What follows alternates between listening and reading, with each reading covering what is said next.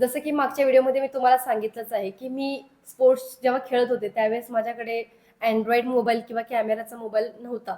त्यामुळे स्मृती मानधना यांच्याबरोबरचा प्रॅक्टिस करतानाचा किंवा त्यांच्याबरोबरचा एक क्षण जो घालवला, त्याचा फोटो कॅप्चर करायचा राहून गेला. पण तो फोटो आज देखील माझ्या हृदयात कॅप्चर आहे. ते आठवलं तरी मला असं वाटतं, की हां, ते मोमेंट मी जगलं आहे आणि ते मोमेंट आजही मी जगत आहे. कारण मी जेव्हा क्रिकेटची सुरुवात केली होती, त्यावेळेस मी त्यांनाच माझ्या नजरेसमोर ठेवलं होतं. मी रोहित शर्मा यांची तर सगळ्यात मोठी फॅन आहेच. पण स्मृती मानधना ह्या आमच्या जिल्ह्याच्या आहेत आणि आम्ही त्यांना नजरेसमोर बघितलेलं आहे. त्यामुळे त्याही माझ्या इन्स्पिरेशन आहेत. मी त्यांना बघून बऱ्याच वेळा स्वतःला इन्स्पायर केलं आहे, की अरे घडायचं तर असं स्पोर्ट्स पर्सन म्हणून घडायचं. हे माझ्यामध्ये कुठेतरी त्यांना पाहण्याची जी माझी नजरिया होती ती आज पण आहे. भले मी आज स्पोर्ट्समध्ये स्वतःला स्टॉप केला असेल, कुठेतरी माझी जर्नी थांबली असेल, पण का थांबली, कशी थांबली हे आपण पाहतच आहोत. जेव्हा मी क्रिकेटला सुरुवात केली होती, ते तुम्हाला सगळं सांगितलंच आहे. क्रिकेट खेळत असतानाचे बरेचसे इन्सिडेंट्स माझे होते, बरेचशे आठवणी माझ्या होत्या त्याच्यामध्ये. खेळाडू म्हटल्यानंतर तर चुका ह्या होणारच आहेत आणि त्या चुकांमधून आम्हाला पनिशमेंट ही दिलीच जाते आणि बऱ्याचशा पनिशमेंटना मी सामोरे गेले आहे आणि त्या पनिशमेंटमधून मी खचले नाही. कारण का पनिशमेंटला का घाबरायचं आपण? त्या पनिशमेंटमधून तर आपला स्टॅमिना वाढणार आहे. कारण आपला कोच जो पनिशमेंट आपल्याला देणार आहे, तो फक्त एक स्पोर्ट्स रिलेटेडच असणार आहे. त्याच्या व्यतिरिक्त दुसरं काहीच नसतंय. त्यामुळे आपला स्टॅमिना वाढत होता तिथे.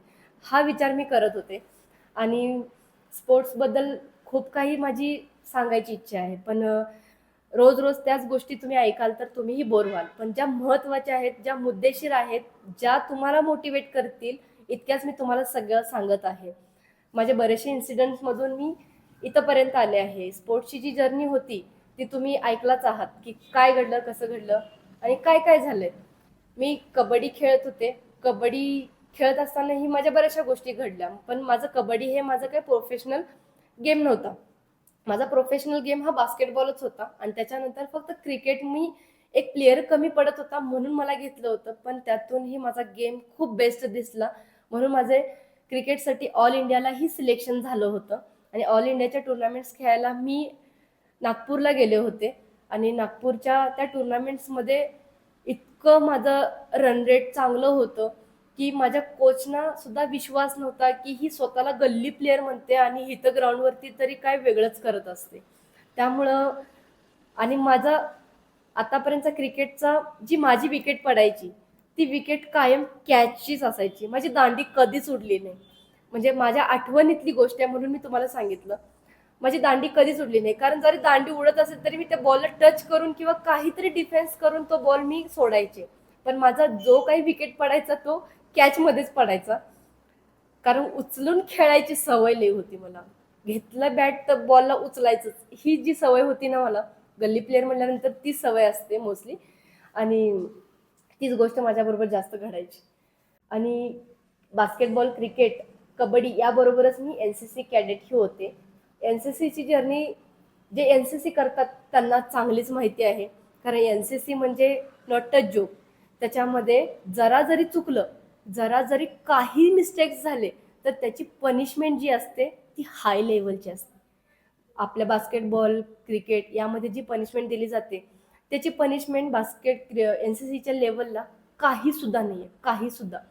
कारण एन-सी-सीची जी पनिशमेंट असायची, तळपायावरती शूज काढून जी छडी असायची ना, ती छडी बसायची. एकतर मांडीवरती बसायची, नाहीतर तळपायावरती बसायची आणि गुडघ्यावरती चालायला लागायचं. त्यामुळे मी एन-सी-सीमध्ये असताना तर खूप कमी चुका केल्यात. एकच चूक केली होती, जी मला आठवतीये.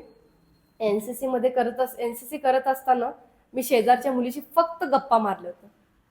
गप्पा म्हणजे काय, तिला मी फक्त सांगितलं होतं, की "अरे तुझ्या शूजचं लेस निघलं." म्हणजे हे मी चांगलं सांगायला गेले, पण तिथं दिसताना वेगळ्या पद्धतीनं दिसलं. त्यामुळे ती माझी चूक धरली गेली आणि त्यात मला ती पनिशमेंट दिली गेली. त्यावेळेस मला गुडघ्यावरती चालावं लागलं. पण खूप भारी होतं तेही. कारण एन-सी-सीचं लाईफ जे असतंय, ते एन-सी-सी करणाऱ्यांनाच माहिती असते. अदरवाईज दुसऱ्या लोकांना एन-सी-सीचं लाईफ काय असतंय, हे अजिबात माहिती नाहीये. कारण त्यांचं खाणं-पिणं, त्यांचं वेळेवर उठणं, वेळेवर झोपणं, डिसिप्लिन नावाची चीज काय असते, ही फक्त एन-सी-सी वाल्यांना माहिती असते.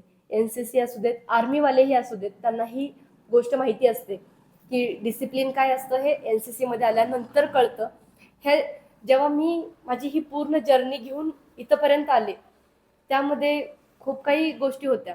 बास्केटबॉल खेळणं, क्रिकेट खेळणं, कबड्डी खेळणं, NCC साठी खेळणं, ह्या सगळ्या जेव्हा मी कॅम्प करायचे, जेव्हा मी टुर्नामेंट्स करायचे, कुठेतरी खूप छान मला असं शिकायला मिळालं की माझ्या लाईफमध्ये ही जी जर्नी होती यातून मला शिकायला एक मिळालं, आपण करिअर तर यातून करतोय, स्वतःचं करिअरही निवडू शकतोय आणि स्वतःमध्ये सेल्फ कॉन्फिडन्सही आणू शकतोय.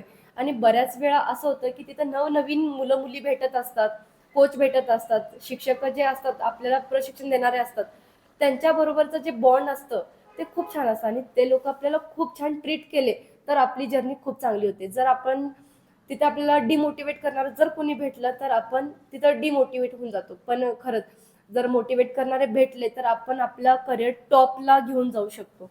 अशा बऱ्याचशा गोष्टी होत्या आणि मी एक खेळाडू म्हणून खूप छान माझं लाईफ जर्नी गेली आणि NCC मध्येही छान गेलं. ह्या सगळ्या गोष्टी घेऊन मी आज जी आहे, माझ्या डिस्ट्रिक्टला जे माझं नाव आहे ते आजही खूप चांगल्या पद्धतीचं आहे. यातून मला स्वतःचंही नाव कमवायला मिळालं, माझ्या घरच्यांचंही नाव कमवायला मिळालं. प्लस यातून मी माझं करिअरही कसं निवडायचं शिकले. बऱ्याचशा गोष्टी मला शिकायला मिळाल्या.